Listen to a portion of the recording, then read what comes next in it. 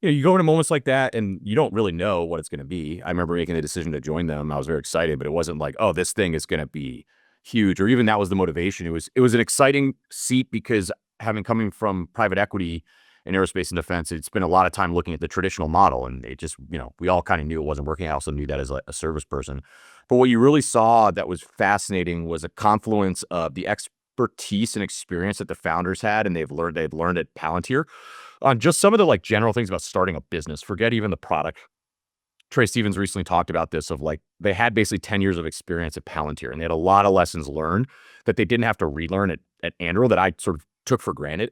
They also were kind of first movers in their thesis. And Palmer talks about this a lot of how like at the time it was not a popular investment. It was, still looked down upon.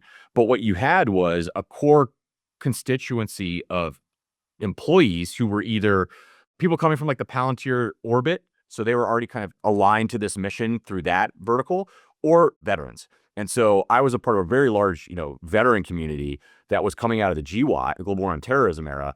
And we were thrilled to see, smart engineers, young people, private capital working on these problems. And we wanted to just participate. And so you had a level of energy and motivation that was just otherworldly. And we worked on, I think, some of the correct problems at the correct time. And being first in market, interest rates were different, the multiples were different. We certainly had headwinds, but as we succeeded, there was nobody else like us. And so, yeah, for me, it was incredibly formative, and I'm super grateful to have been in the right place at the right time.